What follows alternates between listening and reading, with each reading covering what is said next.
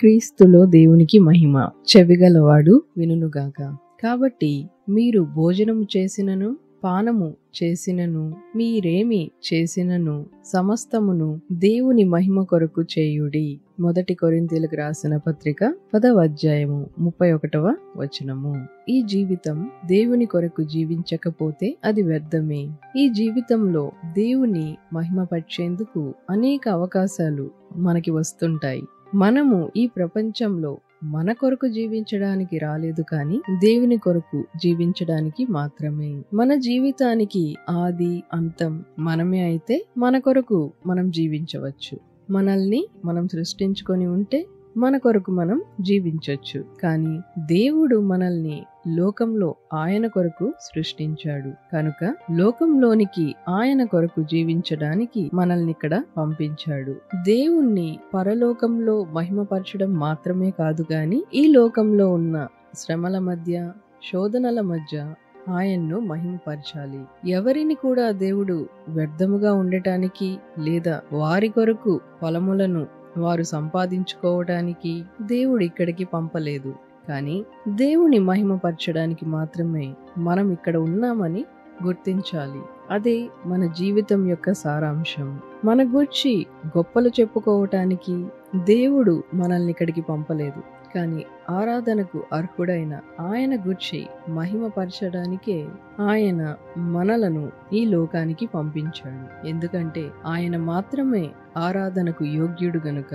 ప్రతి ఒక్క మనిషి జీవితంలో ఏదో ఒక సాధారణ పిలుపు, ఉపాధి ఉండొచ్చు, కానీ తాను చేసే ప్రతి పని తన జీవితం ద్వారా అతడు దేవుణ్ణి మహిమపరచవలెను.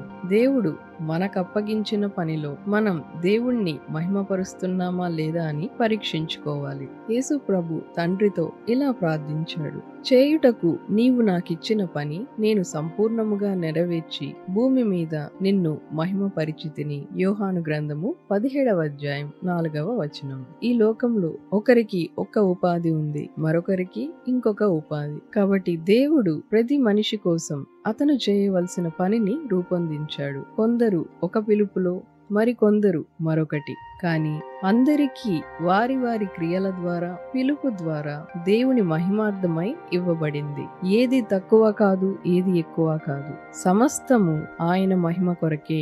ఈ లోకంలో మన హృదయాలపై ఈ భావాన్ని ముద్రించుకోవాలి: ఈ రోజు నేను దేవునితో జీవించబోతున్నాను. ఒక క్రైస్తవుడు ఉదయం ఇంటి నుండి బయలుదేరినప్పుడు అతను క్రీస్తుకి దాసుడని, క్రీస్తు అతని యజమాని అని గుర్తించుకోవాలి. తనకిష్టం వచ్చినట్లు జీవించడం, తనకిష్టం వచ్చినట్లు చేయడం కాదు, గాని దేవుని వాక్యం ద్వారా అతని మార్గం నియమించబడాలి. తన విధులలో లేదా సంభాషణలో మాత్రమే కాకుండా అతని క్రీడలు, వ్యాపారం మరియు మిగిలిన సమయంలో కూడా దేవునికి ఇష్టానుసారుడిగా జీవించాలి. సమస్తము ఆయన మహిమ కొరకే మనం చేస్తున్నామని చెప్పేదే కాదు, గాని క్రీస్తు నామమున ప్రతి పని చేయటం లేదా ఆయన నామమును మహిమపరచడం అంటే మనకు ఇష్టం వచ్చినట్లు చేయటం కాదు. ఆయన ఎలా మహిమపరచబడాలో ఆయనే తన వాక్యం ద్వారా మనకు తెలియజేసును. అనగా ఆయన ఆజ్ఞలను, కట్టడలను అనుసరించి నడుచుకుని ఆ విధముగా మనము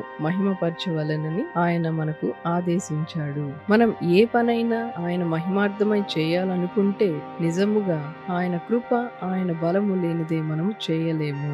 ఎందుకంటే మనము బలహీనులము, కానీ ఆయన బలవంతుడు కనుక ఆయన మహిమార్థమై చేయు పని ఆయన కృప ద్వారా, ఆయన బలము చేత మనము చేయవలెను. అందుకొరకు మనం ప్రార్థించవలెను. చేసే ప్రతి పని, పలికే ప్రతి మాట ఆయన మహిమార్థమై మనము జీవించాలని, ఆయన్ని ఆరాధించాలని మనం ప్రార్థిద్దాం రండి. రచయిత థోమస్ మాంటన్, అనువాదం క్రిస్టియన్ ఎన్ ఆమతురా కాదోష్ థియోస్.